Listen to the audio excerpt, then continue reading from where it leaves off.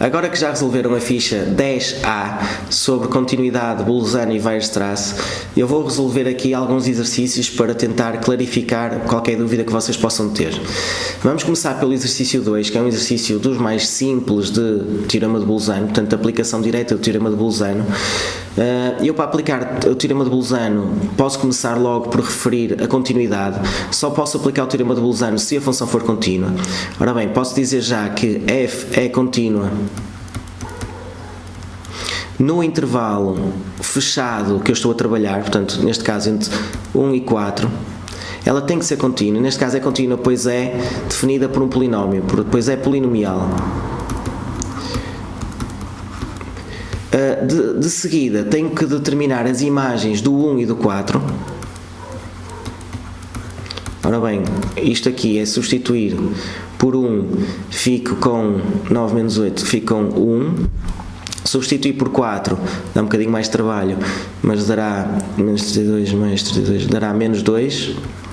Portanto, como deu menos 1 e menos 2, e como o meu valor que eu estou à procura está aqui dentro, eu concluo que, como o menos 1 está compreendido entre o menos 2, que é o tal f de 4, e o 1, que é o f de 1, então,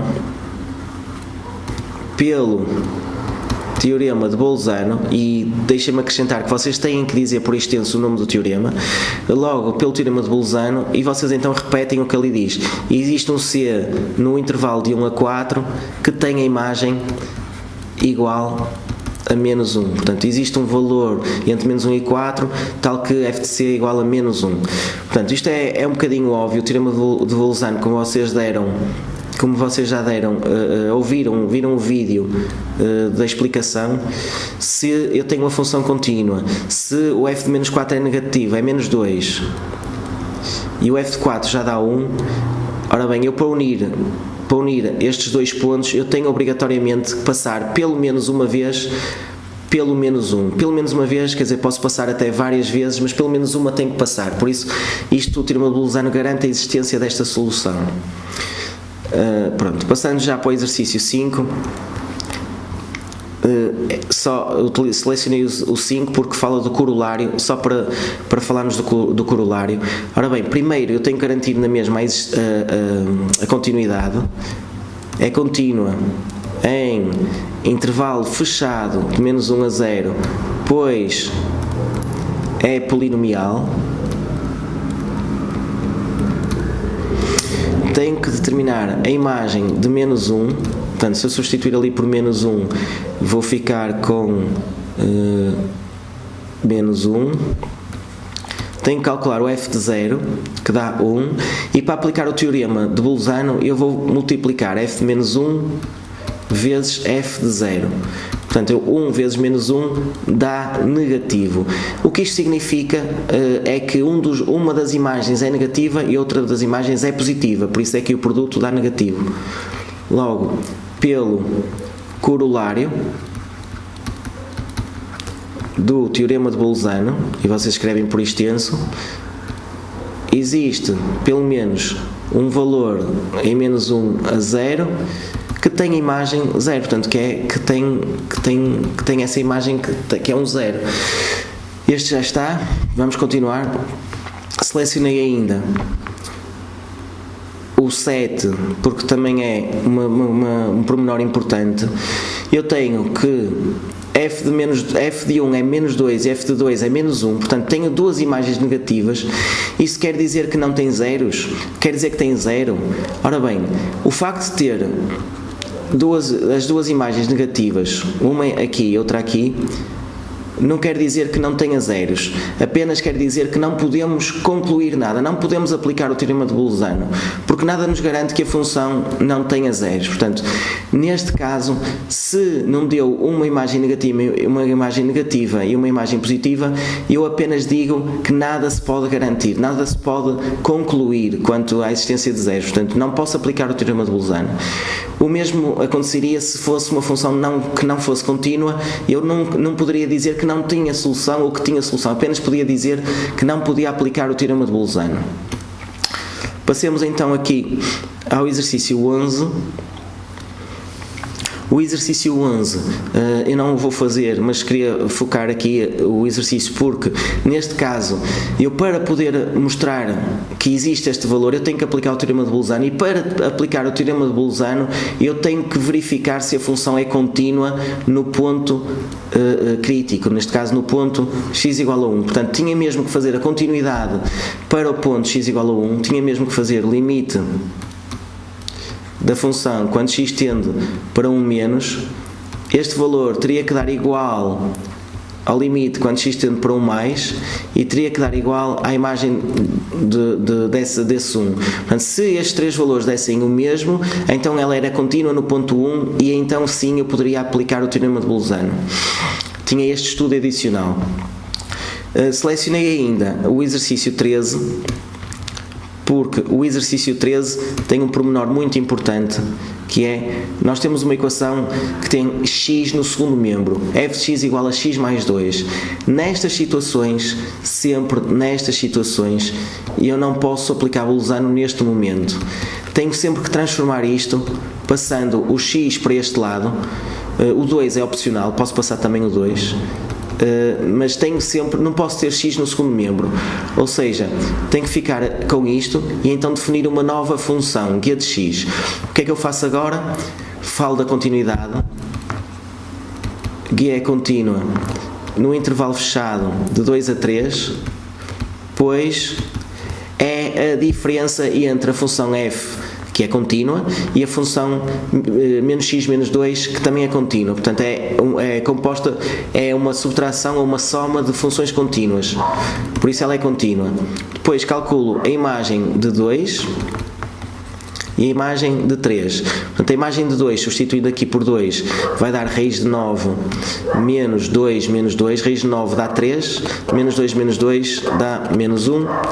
G de 3, portanto 27 mais 1, raiz quadrada de 28, menos 5. Raiz de 28 menos 5, eu não tenho o valor exato, ou melhor, isto é o valor exato, o que eu sei é que ela é positiva, porque tenho raiz de 28 é mais de 5, portanto menos 5 dá positiva. Conclusão, como eu tenho uma imagem negativa e uma imagem positiva, eu posso aplicar o corolário se quiser e concluir que tem pelo menos um zero, que é esse o pretendido. Portanto, o exercício depois tornava-se igual aos anteriores. Continuando então, para o exercício 14, dar um exemplo de uma função que no intervalo de A a B que tem uma imagem positiva e uma imagem negativa e não tem zeros. Peço desculpa. Portanto, se uma imagem é positiva e outra imagem é negativa e não tem zeros, ou seja, é porque eu não posso aplicar aqui o teorema de Bolzano, e isto só acontece se a função não for contínua. Por exemplo, uma função assim verifica exatamente que a imagem do A vezes a imagem do B dá negativa, mas não tem zeros. Portanto, eu posso dar uma função, isto é um exemplo gráfico da função, mas podia-se definir em dois ramos uma função do género 2, se x menor do que aqui um valor entre A e B, x menor, vamos dizer por exemplo x menor que C, o x menor é igual que C, e menos 2 se x maior ou igual que C, e digo que o C pertence a A e B. Portanto, nesta situação tenho uma parte positiva e uma parte negativa, mas ela não é contínua e por isso não posso aplicar o teorema de Bolzano. Isto é um exemplo de uma função que não tem zeros. Desta ficha, estamos aqui nos últimos exercícios desta ficha, vou fazê-los de forma muito rápida. Estamos a falar de Weierstrass. Estamos aqui, a pergunta é, aplicando as condições do teorema de Weierstrass. Ora bem, a condição do teorema de Weierstrass é que a função tem que ser contínua no intervalo fechado que estamos a trabalhar. Portanto, nesta situação, ela é contínua no intervalo fechado de menos 3 a 2. Portanto, eu aqui posso aplicar o teorema de Weierstrass e concluir que ela tem obrigatoriamente um mínimo e máximo absoluto. Neste caso, o mínimo absoluto é o 2, o mínimo absoluto é o 2 e o máximo absoluto é o 3. Nestas duas situações, eu não posso aplicar o teorema de Weierstrass porque eu não tenho uma função contínua. Esta função é descontínua em x igual a 0, esta função é descontínua no ponto 2, portanto não é contínua em 2 fechado, como eu pretendia. Portanto não posso aplicar aqui Weierstrass. O mesmo posso fazer aqui em baixo, portanto eu aqui, esta função é contínua porque é o quociente entre duas funções contínuas. Não, peço desculpa, esta função não posso aplicar o teorema de Weierstrass porque o domínio dela não tem o 1, portanto em 1 o 1 não está fechado, não é contínua num 1 fechado porque nem sequer faz parte do domínio, portanto não posso aplicar aqui o teorema de Weierstrass. Aqui eu tenho que estudar a continuidade no ponto 1, e se eu estudar a continuidade no ponto 1, se eu substituir por 1, vejo logo que aqui dá 0, aqui dá 1, portanto esta não é contínua no ponto 1, também não posso aplicar o teorema de Weierstrass.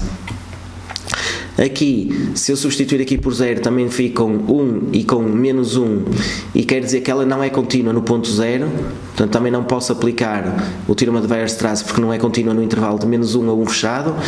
Se eu substituir aqui por 1, vou ficar com uma indeterminação, mas o que me interessa nesta situação é o ramo de baixo, porque de menos 1 a 1 fechado eu basta-me ter a continuidade à esquerda de 1, e isso quer dizer que esta função é contínua no intervalo que estamos a trabalhar, porque toda ela é definida por x mais 1. Só na hipótese D é que eu posso aplicar o Weierstrass porque ela é a única que é contínua de menos 1 a 1 fechado. Para esta ficha já está tudo, espero ter ajudado. Os outros exercícios que não foram resolvidos, vocês têm as soluções, e caso continuem com alguma dúvida, avisem.